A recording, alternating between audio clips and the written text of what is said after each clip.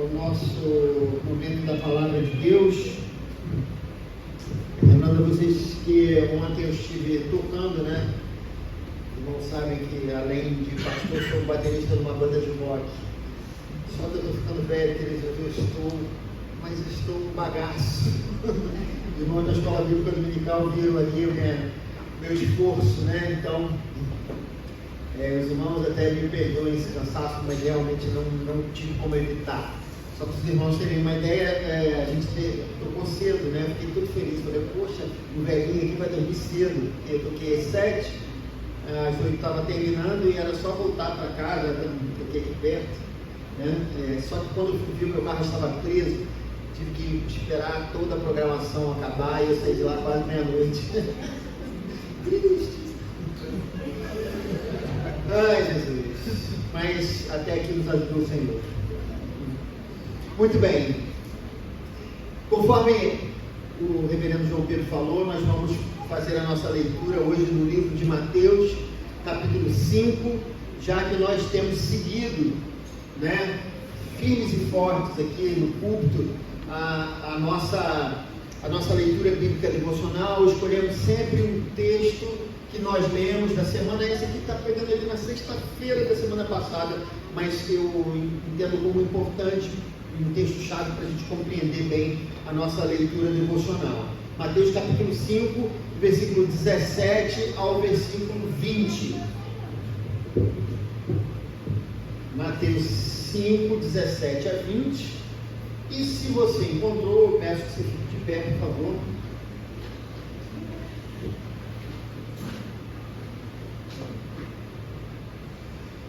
E a palavra de Deus nos diz: não pensem que vim abolir a lei ou os profetas. Não vim abolir, mas cumprir. Digo-lhes a verdade: enquanto existirem céus e terra, de forma alguma desaparecerá da lei a menor letra ou o menor traço, até que tudo se cumpra. Todo aquele que desobedecer a um desses mandamentos, ainda que dos menores, e ensinar os outros a fazerem o mesmo, será chamado menor no reino dos céus. Mas todo aquele que praticar e ensinar esses mandamentos será chamado grande no reino dos céus. Pois eu lhes digo que se a justiça de vocês não for muito superior à dos fariseus e mestres da lei, de modo nenhum entrarão no reino dos céus. Vamos lá. Deus, nós nesse momento pedimos que o Teu Espírito Santo possa estar presente aqui, como é a sua promessa nas Escrituras. Nós pedimos iluminação, nós pedimos entendimento. Entendemos que a Tua palavra é a Tua vontade, e essa vontade para as nossas vidas, ela é boa, perfeita e agradável, e nós dependemos dela para que a gente tenha uma vida plena contigo aqui, até a volta de Cristo. Nós oramos assim, em nome de Jesus. Amém e amém. Irmãos, podem se assentar. Queridos, que boa notícia, né? O fato da gente começar um novo ciclo de leitura bíblica devocional, o nosso quarto ciclo, né? Nós que temos, desde que eu cheguei aqui, né, na igreja, né, esse compromisso. E eu vou contar para vocês o seguinte, meus irmãos, que eu nunca fiz parte de uma igreja tão compromissada com a palavra de Deus quanto essa aqui. E eu fico extremamente feliz por isso. Eu tinha aqueles 23 anos de idade quando eu decidi ler a Bíblia toda pela primeira vez. Até então eu não tinha lido a Bíblia toda. Eu li a Bíblia, mas não de uma maneira sistemática. E nessa primeira leitura eu levei aproximadamente 3 anos, né? Só que a segunda leitura, ela foi completamente diferente, né? Eu fui pego pela palavra de Deus, assim, num amor por ela. E eu lembro que eu fiz essa segunda leitura em apenas 3 meses. E logo depois, queridos, eu me envolvi na Escola Bíblica Dominical e eu firmei um propósito. Eu estava tão comprometido ali com a Bíblia e com a minha vontade de ensinar e estudar a Bíblia, que eu estipulei um alvo para mim, que foi um alvo de 10 anos, e durante 10 anos eu queria ensinar somente a Bíblia na escola bíblica dominical. Eu queria ensinar qualquer outro tipo de assunto, mas a Bíblia, principalmente aquele tema chamado Panorama Bíblico, né? Só que na verdade eu fiquei mais de 10 anos ensinando, na verdade foram 13 anos, e eu cumpri esse objetivo. Queridos, eu tenho uma questão que é interessante quando eu falo sobre isso, que eu me lembro de várias e várias vezes, assim, várias e várias madrugadas que eu passei estudando a Bíblia, né? Porque eu precisava de tempo, foco, então eu ia estudando para poder ensinar. E, queridos, para mim, isso foi sempre mais do que um mero estudo, na verdade.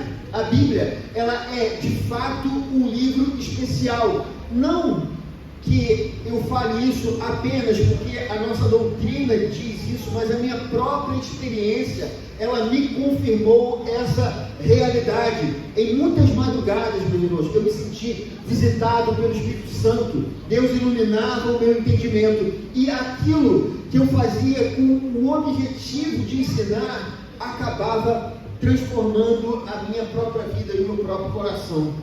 E eu vou dizer a vocês que é assim até hoje. Quando eu estou fazendo os comentários bíblicos devocionais, muitas vezes eu sou tocado pelo Espírito Santo. Os irmãos sabem que nós já pegamos muitos textos difíceis aqui na nossa igreja, desde esses 6 anos que eu estou aqui, e isso, queridos, não foi exatamente porque a nossa igreja gosta de demonstrar habilidade em pregar textos difíceis, mas a gente tem sim um desafio de pregar na semana aquilo que nós lemos, e muitas vezes nós acabamos lidando com textos que são sim dificílimos, que muitas vezes não são pregados em muitos lugares. Mas isso, queridos, não acontece pela habilidade dos pregadores que nós temos aqui. A verdade é que se a igreja não estivesse se empenhando no conhecimento das Escrituras, as pregações, elas não teriam sido tão efetivas assim.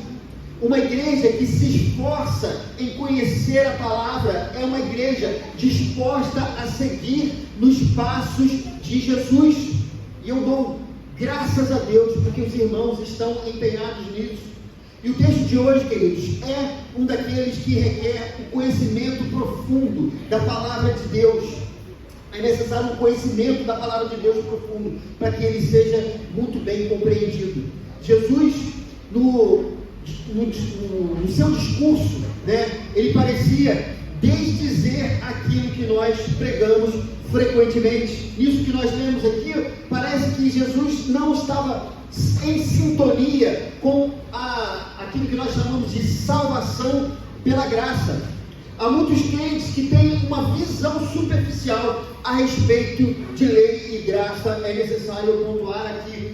E de modo muito simplista, alguns ensinam que o tempo da lei era o Antigo Testamento, e isso porque havia um sistema sacrificial, leis morais e leis cerimoniais, e a conclusão simplista é que então o Antigo Testamento seria o tempo da lei. E essas mesmas pessoas, em contrapartida, na nova aliança, os ritos da lei já não eram mais necessários. A encarnação e a morte de Jesus Cristo tornaram, né, os sacrifícios obsoletos. Então a conclusão simplista dessas mesmas pessoas é que o Novo Testamento seria o tempo da graça. Para alguns, o entendimento de lei e graça se resume tão somente a isso. O Sermão do Monte, meus irmãos, acaba nos causando um certo desconforto. Isso, para quem é um cristão sincero e que conhece pouco as Escrituras, ele sente esse desconforto. Mas, irmãos, antes de explicar esse texto, eu preciso falar algumas coisas importantes sobre Mateus. O seu Evangelho, ele tem uma grande importância, não só pelo conteúdo, mas também pela posição, o fato de ele ser o primeiro livro do Novo Testamento.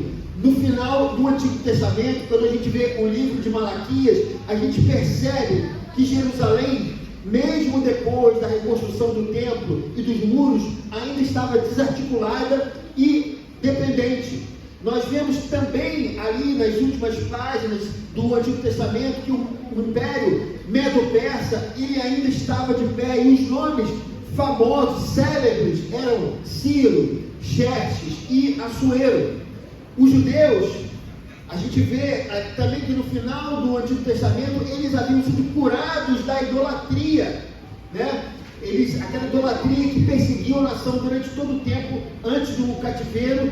No momento do cativeiro, eles foram curados disso, e eles aguardavam com gana a vinda do Messias para a restauração total da nação de Judá. Assim que viramos a página das Escrituras, nós percebemos um salto histórico de 4 séculos entre essas duas partes da Bíblia, né? Você pega ali o final da Bíblia, Malaquias, quando você vira para Mateus, na verdade são 400 anos de histórias não contadas que não estão ali nas Escrituras. E de repente você lida com uma série de questões que antes não estavam ali. Como é que estava a situação de Jerusalém, por exemplo? O império não era mais o império medo-persa. Os judeus, eles estavam sujeitos aos tais romanos e às suas leis. E apesar dos imperadores, havia uma série de governantes locais, e entre eles havia um homem que reinava na Judéia, ou seja, ele estava reinando ali naquela região de Israel, e o nome dele era Herodes. E como estavam as pessoas naquele momento, ali no início do livro de Mateus? E no Evangelho de Mateus havia vários grupos religiosos que se formaram nesse período: fariseus, saduceus, mestres da lei, zelotes. E havia também, queridos, o tal do Sinédrio, né, que era um conselho de sacerdotes, e nada disso a gente tinha visto no Antigo Testamento.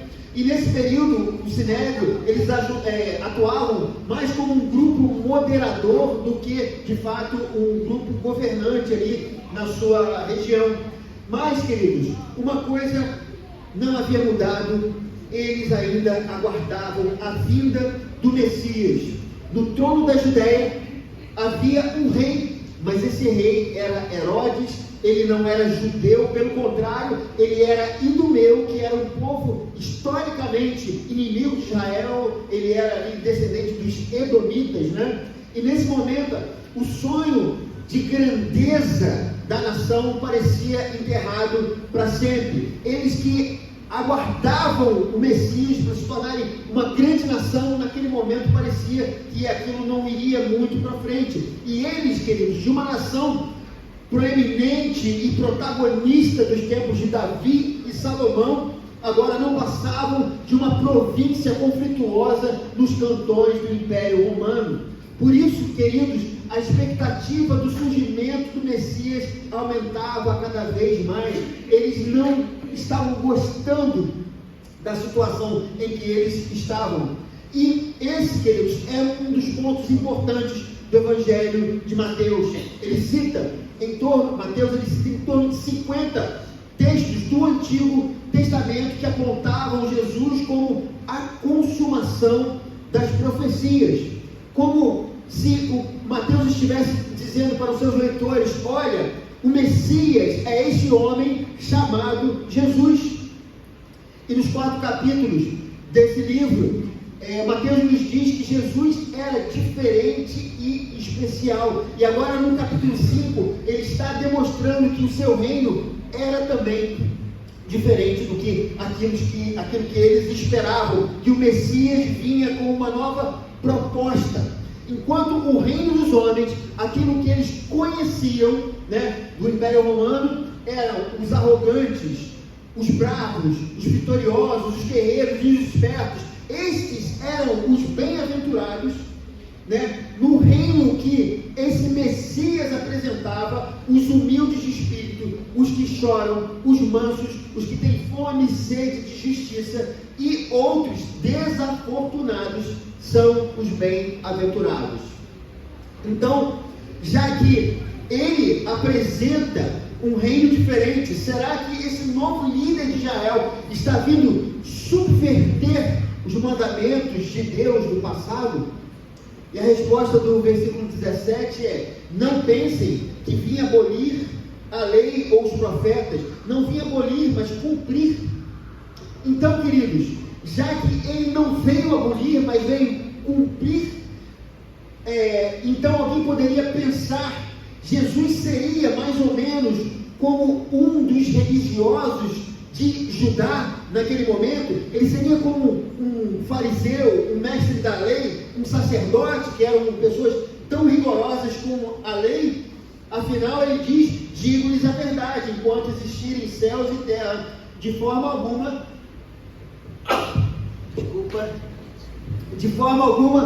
desaparecerá da lei a menor letra ou menor traço, até que tudo se cumpra.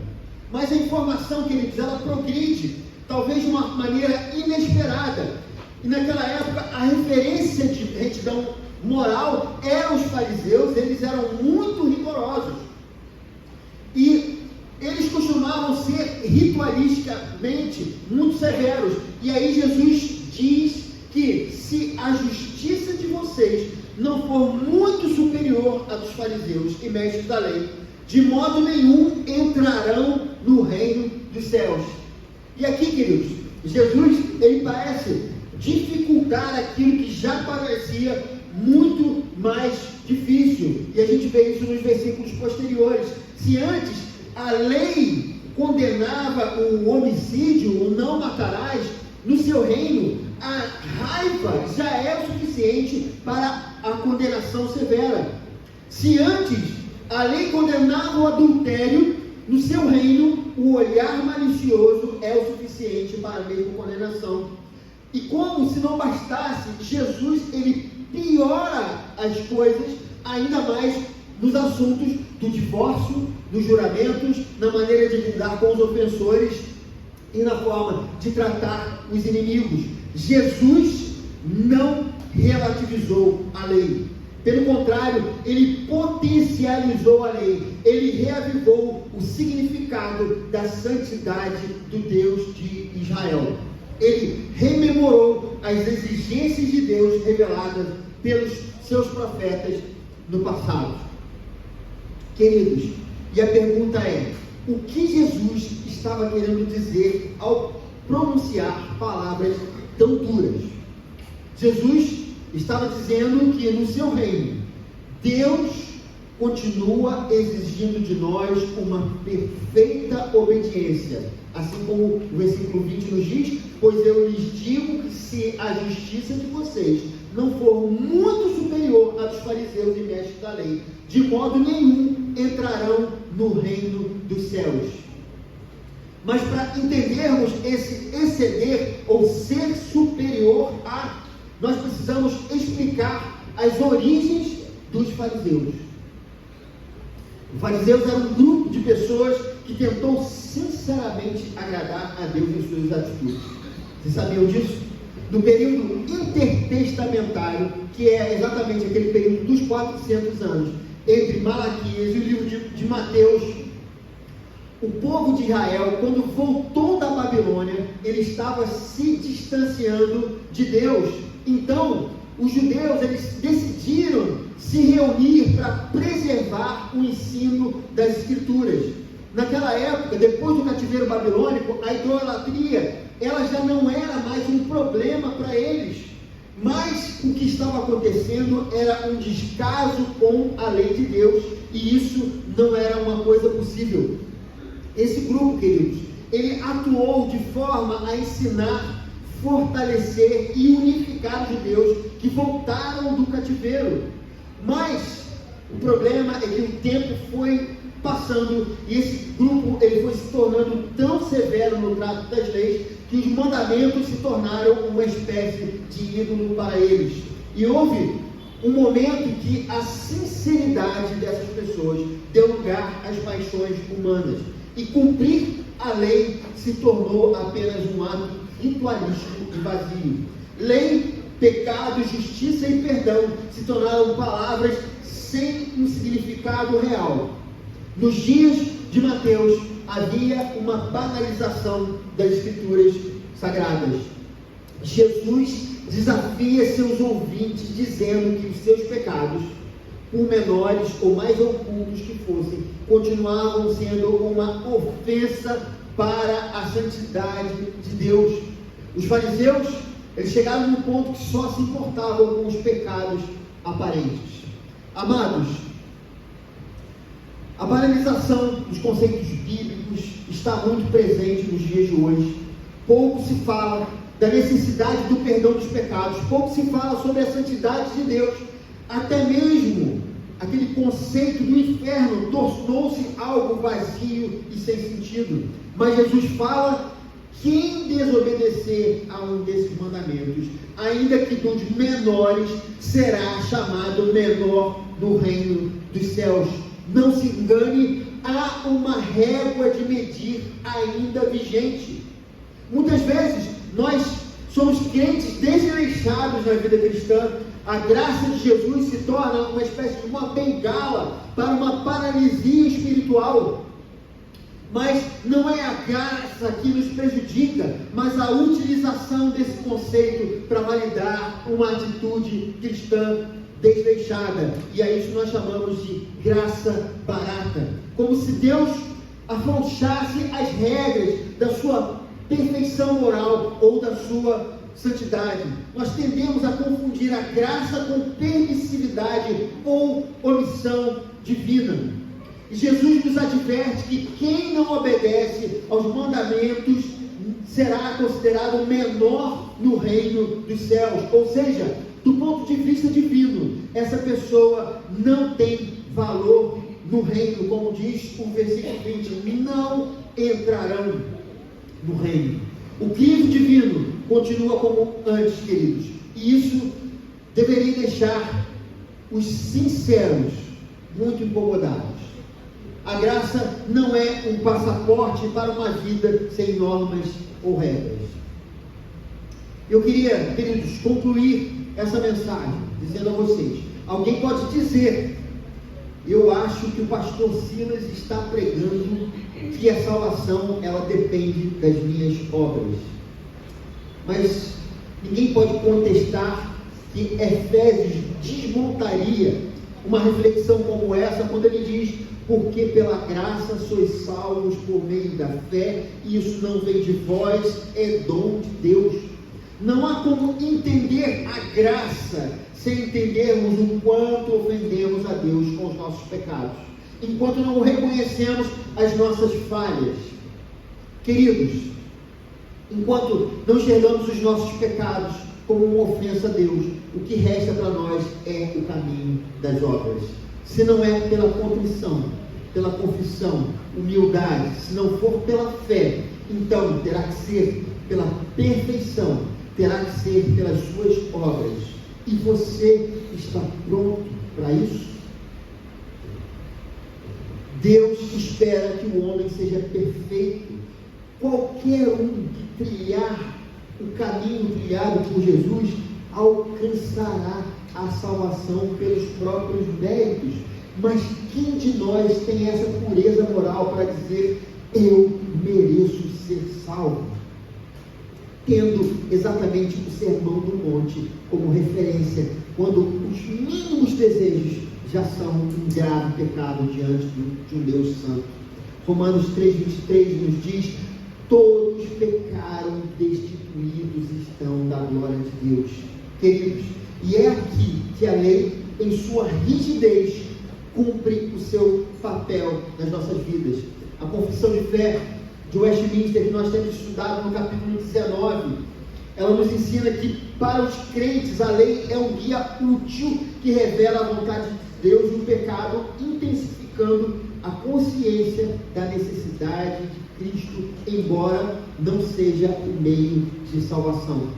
Entenda isso: os méritos da nossa salvação são somente de Cristo.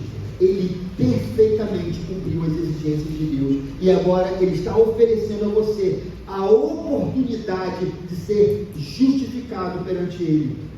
Esse, queridos, é o momento da reconciliação Deus sabe quem você é.